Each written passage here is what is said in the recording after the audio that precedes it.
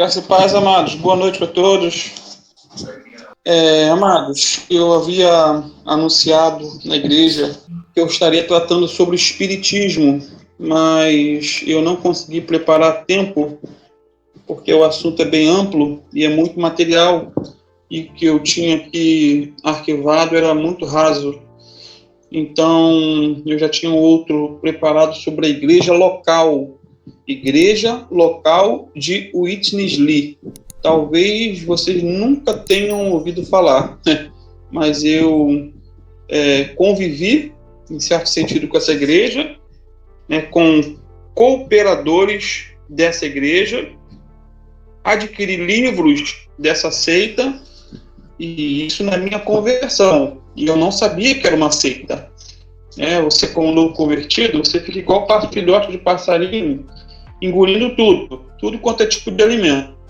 Mas eu louvo a Deus que Ele me guardou desses erros e me deu um senso crítico para não aceitar tudo de maneira muito fácil. Eu vou repetir: Igreja Local de Witness Lee. O Witness Lee foi um chinês, ele já morreu, mas ele deixou uma igreja formada, uma igreja que é uma seita, já vimos em alguns meses atrás, quando demos início ao estudo de seitas e heresias, que toda seita, eles usam uma matemática. Eles sempre acrescentam algo à palavra de Deus. A Bíblia não é a única regra de fé. Eles sempre subtraem algo da pessoa de Jesus.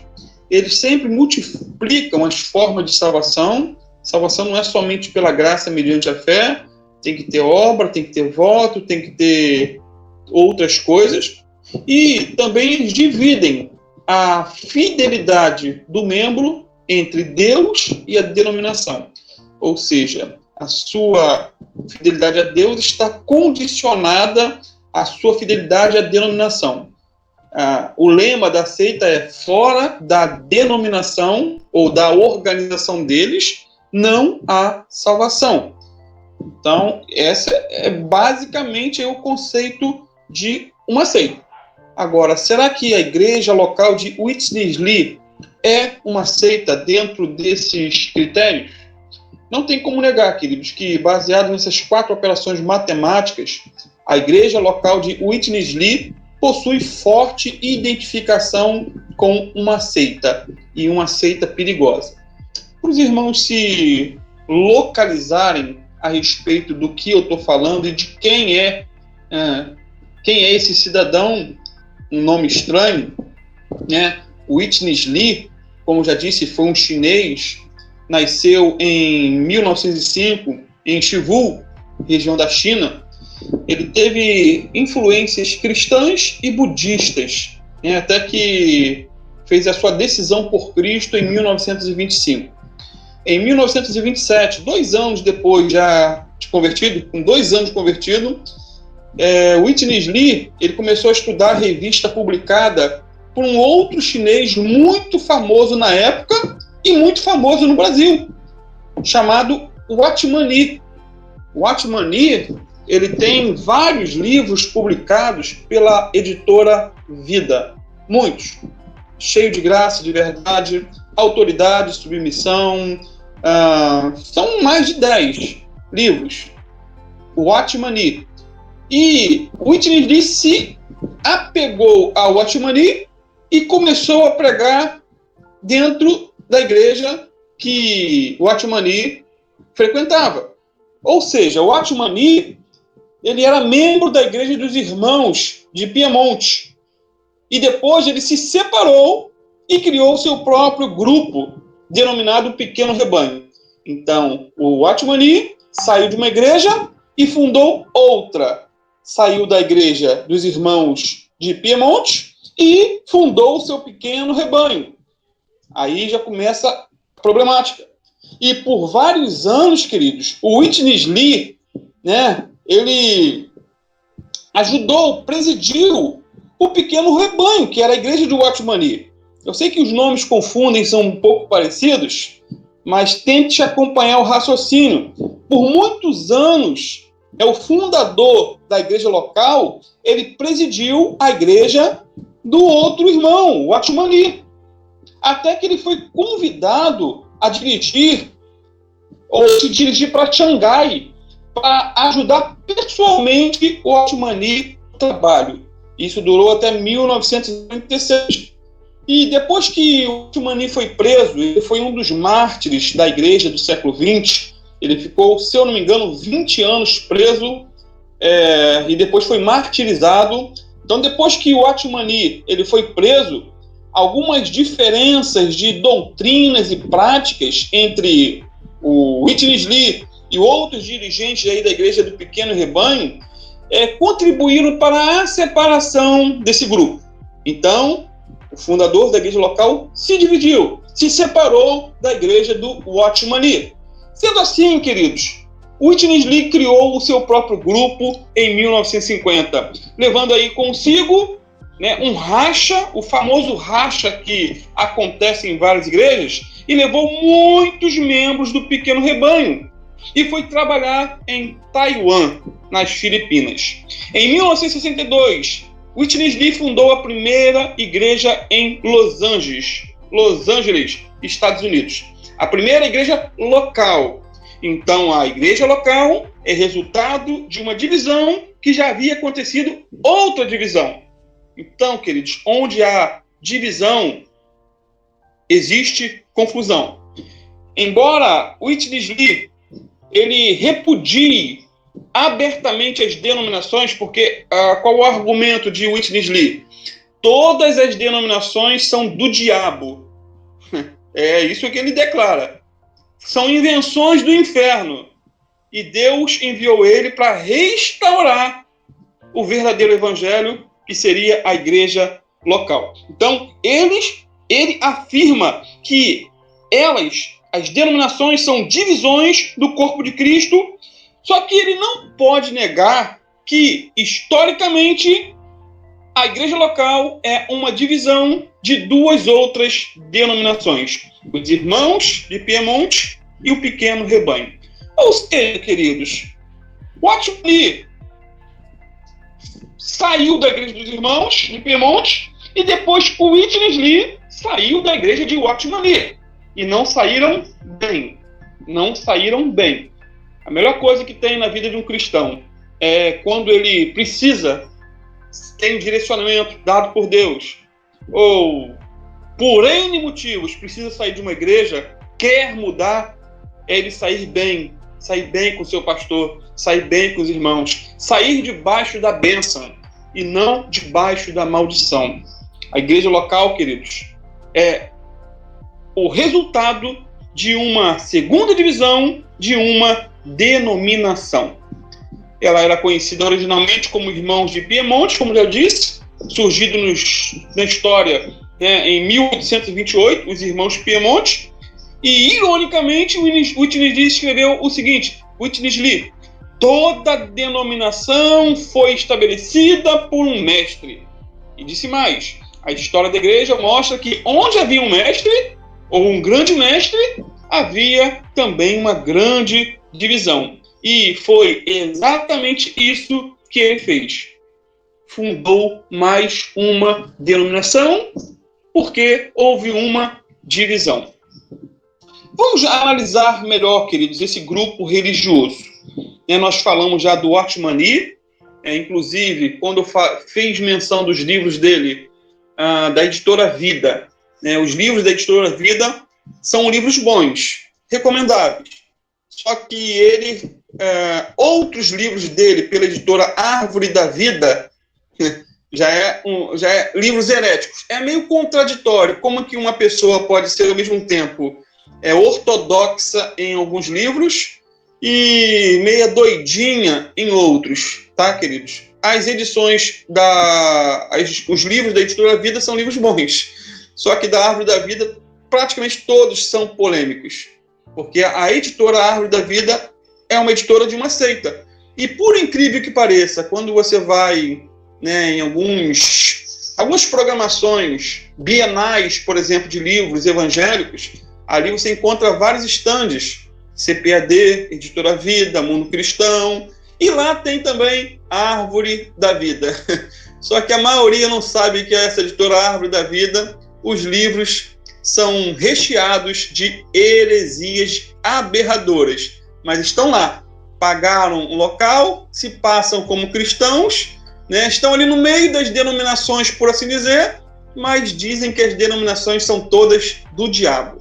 É irônico isso. Queridos, o escritor J. Cabral, ele diz no seu livro Religiões, Seitas e Heresias que uma das peculiaridades das seitas religiosas é o exclusivismo que caracteriza os seus grupos.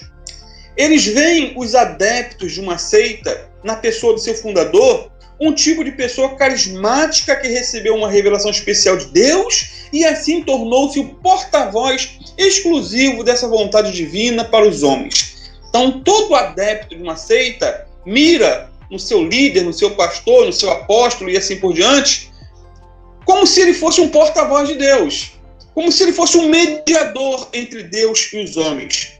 É uma ênfase exagerada ao extremo na pessoa humana. Nenhuma pessoa, até a chegada desse líder, segundo J. Cabral, conseguiu interpretar a Bíblia de modo correto. Olha que frase. Nenhuma pessoa, até a chegada desse líder, conseguiu interpretar a Bíblia de modo correto. E uma visão nova, desconhecida de todos, é recebida diretamente de Deus. Então há esse extremo do membro olhar para o pastor, para o líder, e achar que ele é inerrante, infalível, e antes dele ninguém interpretou a Bíblia tão bem quanto ele. Meu irmão, nunca se iluda com isso. Nunca pense de um pastor como se ele fosse o intérprete único da Bíblia, o infalível, o inerrante. Todos falham. Uma hora ou outra, todos podem errar. Todos. Então, essa é a característica da igreja local, né, denominada aí como igreja sem nome. Eu tive um amigo, foi até um professor do seminário uma certa feita, ele me deu aula, era uma bênção, só que ele era meio estranho, era bênção, dava uma aula abençoada, e depois eu perdi o contato dele. E certa feita eu encontrei, né, alguns anos depois, e perguntei se ele estava congregando. Ele falou, não, tô indo numa igreja. Eu falei, mas qual o nome da igreja? Não, é uma igreja que não tem nome. É irônico, né? Igreja que não tem nome. É por isso que a igreja local, ela tem esse nome, de igreja local. Eles não adotam nenhum nome. Eles dizem que os nomes constituem-se heresias. Igreja batista, igreja congregacional, igreja bíblica cristã, igreja, para eles não pode ter nome. A própria nomenclatura já torna aquela organização uma seita. E como eles não têm nome, eles se constituem ou se consideram os únicos verdadeiros. O fundador, Whitney Lee, ele não poupa, queridos, o reconhecimento dessa singularidade religiosa com que só poucos foram agraciados. Olha só, Whitney Lee declara o seguinte: essas palavras não são meramente um ensinamento, mas um forte testemunho do que tenho praticado e experienciado por mais de 50 anos. Eu fui capturado por essa visão. Qual visão? Da igreja local. Uma só igreja em cada cidade. É isso que eles pregam. Precisamos ter esta visão, diz ele, e precisamos estar prontos para pagar o preço, até mesmo o preço da nossa própria vida por ela. Da onde foi tirada essa frase? A Visão da Igreja, escrito por Othman Lee, editora Árvore da Vida, 1991, página 12. Afirma Whitney Lee também que uma pessoa fora da igreja local, fora do grupo deles, não pode entender o livro do Apocalipse, pois o livro não foi escrito para os indivíduos, mas para a igreja local que ele fundou. Olha o que ele diz. Se estivermos fora das igrejas locais, diz ele, não teremos posição ou condição para recebermos o livro de Apocalipse, pois este não foi escrito para os cristãos individuais. É como se você que está me ouvindo aqui não fosse capaz de ler o Apocalipse, aprender e tirar verdades profundas para a sua vida. É como ele está afirmando que você só pode entender O Apocalipse, por exemplo, os 3 primeiros capítulos do Apocalipse, as 7 igrejas da Ásia Menor, mensagens tão inspiradoras, tão abençoadas para a nossa vida. Não, você só pode entender isso se você estiver na igreja dele. Fora da igreja dele, você não tem entendimento. Essa é a marca de uma seita. O exclusivismo. Só aqui que você entende. Fora, não tem como entender. Restauração da igreja. Eles pregam isso. A igreja local adota o mesmo argumento usado pelo fundador do mormonismo. É o mesmo argumento. José Smith, Júnior, já vimos isso em aulas passadas, ele alegou que lhe foi revelado pelo Senhor Jesus em 1820, quando ele estava aí com a idade de 15 anos, e ele foi orar na floresta, e Jesus lhe apareceu para lhe responder uma pergunta intrigante que ele fazia a si mesmo. Qual era a pergunta que ele fazia? E está no livro de Mórmon. A pergunta era: qual a igreja verdadeira? Queria ele se infiltrar, participar de uma igreja, mas não tinha certeza de qual igreja era verdadeira. E numa visão, né, segundo José Smith, Jesus apareceu para ele, proibiu ele de se filiar a qualquer igreja, porque todas elas estavam erradas, os seus credos eram abominações e os seus líderes eram corruptos. Olha só o que o suposto Jesus falou para José Smith, né? Botou ele contra todas as igrejas para que ele fundasse uma nova igreja, que é uma seita perigosíssima. É um suposto Jesus, tá? Não foi o Jesus da Bíblia. Um outro Jesus. Um outro.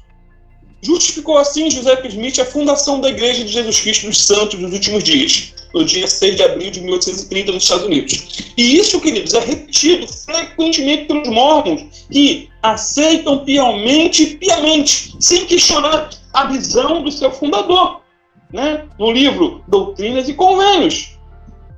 A Igreja de Jesus Cristo dos Santos dos Últimos Dias é uma igreja perigosa e começou com uma visão, ou uma suposta visão. Só que a igreja local de Witness Lee, eles usam o mesmo artifício do mormonismo.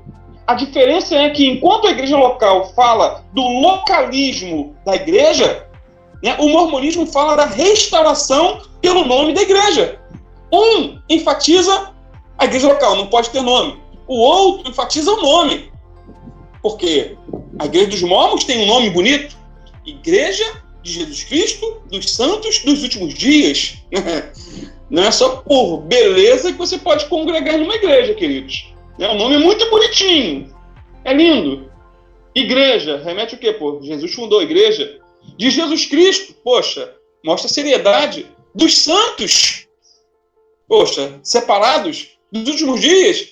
Então a pessoa vai cair de cara por causa do nome da igreja. No entanto, frequentemente os membros da igreja local utilizam essa palavra restauração para afirmar que, com o surgimento da igreja local, a igreja foi restaurada na terra. A restauração de Deus não começou no século XX. Eles dizem, embora seja difícil fixar uma data exata para seu início, é conveniente estabelecê-la na época da Reforma.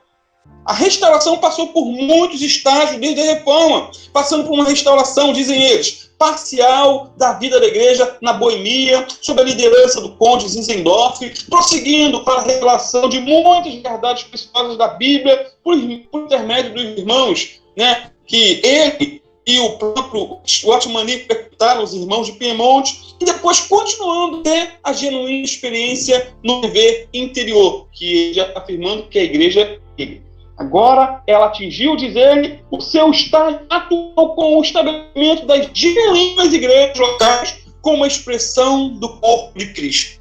Então, o membro que faz parte da igreja se sente com o rei na barriga, né? Encontrei a verdade. Fora da organização aqui não tem salvação. As denominações são todas do diabo, segundo o Witness Lee, e o Watchman Lee também seguia um pouco por essa linha. Então, queridos, o engano religioso é terrível.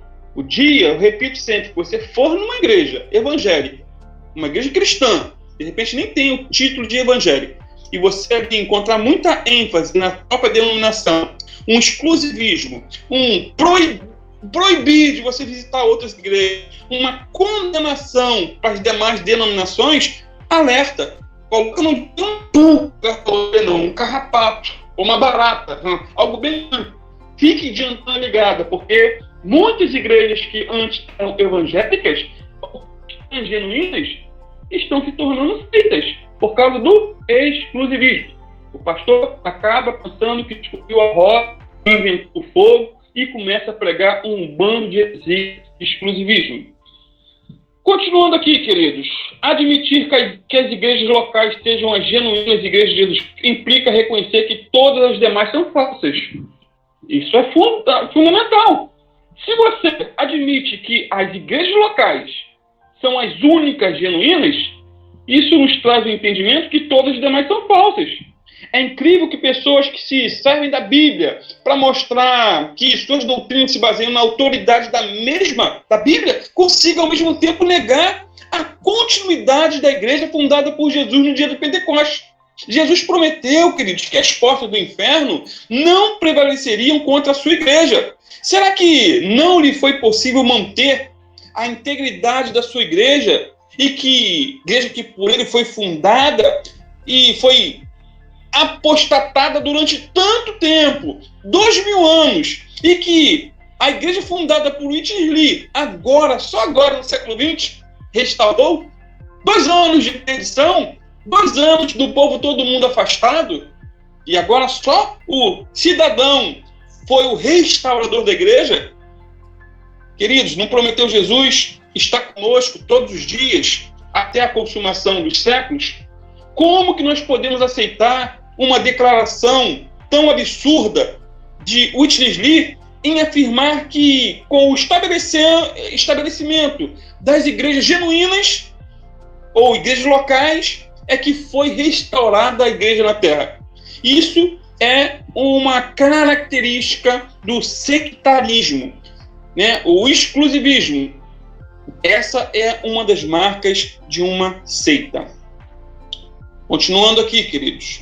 A igreja local de Whitney Lee estabelece 3 pontos sobre a sua posição em face das outras igrejas. E eu estou usando aqui um material do ICP, tá, queridos, para ficar registrado. Instituto Cristão de Pesquisas, fundada pelo Dr. Walter Martin e presidida atualmente pelo pastor Antônio Fonseca. Tá? Whitney Lee estabelece 3 pontos sobre a sua posição em face das outras igrejas. Olha o que ele diz. Primeiro, denominacionalismo é pecado em detrimento do crescimento espiritual. A igreja precisa ser unificada. Na vida da igreja, nos posicionamos pela unidade única do corpo de Cristo. Cremos que a oração do Senhor, João 17, será respondida na terra e que, quando formos aperfeiçoados em unidade, o mundo crerá e saberá que o Pai enviou o Filho. Até que uma declaração bonita, né? Ele está apelando para a unidade da igreja, só que a unidade que ele está pregando aqui não é a unidade das demais igrejas, mas o exclusivo centrado na sua igreja. Denominacionalismo é um pecado, diz eles, ou ele. E ele fundou mais uma denominação. Isso que é o irônico. A pessoa combate as denominações, mas funda mais uma denominação. E o mais irônico, queridos, eu vou estar concluindo, semana que vem eu termino, sobre a igreja local, é que eles pregam que você só pode ter uma igreja local em cada cidade. Existe a igreja local de São Gonçalo, antigamente era no centro de São Gonçalo, não sei mais aonde é. Quando eu trabalhei no São Gonçalo há 20 anos atrás, a igreja era por aí, local. Existe uma igreja local em Niterói, outra igreja local em Maricá e assim por diante. Agora imagine vocês, São Gonçalo, que deve estar beirando aí 1.200.000 habitantes, uma igreja local. Só eles constituem a verdadeira igreja, segundo o conceito do fundador dessa seita. É muita prepotência, é muita besteira. E muitos acreditam nisso. Fiquem alerta, meu amado, em nome de Jesus. A igreja do Senhor Jesus é muito maior do que a nossa denominação. Guarde isso. A igreja do Senhor na terra é muito maior do que a nossa denominação. Há muitas coisas que unem todas as denominações cristãs. a Bíblia como regra de fé e prática, Jesus como único Senhor e Salvador, a segunda volta de Cristo, a ressurreição dos mortos e tantos outros pontos. Claro que existem diferenças, mas as diferenças que há ou que existem não podem ser diferenças doutrinárias fundamentais. Tá bom, queridos? Que Deus abençoe os irmãos. Semana que vem nós vamos falar um pouco mais sobre a igreja local de Whitney, tá? Porque minha voz já acabou e o tempo também já passou um pouquinho. Deus abençoe a todos. Obrigado pela atenção. Obrigado por você priorizar o ensino. Tá bom, queridos? Não desistam de aprender mais. Não desistam de conhecer mais a palavra, de acompanhar a leitura bíblica que nós temos colocado aí, a Dani, o Deison, todos os dias no grupo da igreja. Procure, se esforce para ter uma disciplina espiritual em meio à correria do dia a dia. Mas se esforce.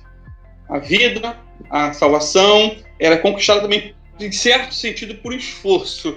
Tá? Não é por obras, não. Por obras ninguém será salvo. Mas se não houver esforço também na nossa parte, é complicado. Tá bom, queridos? Uma boa noite para todos.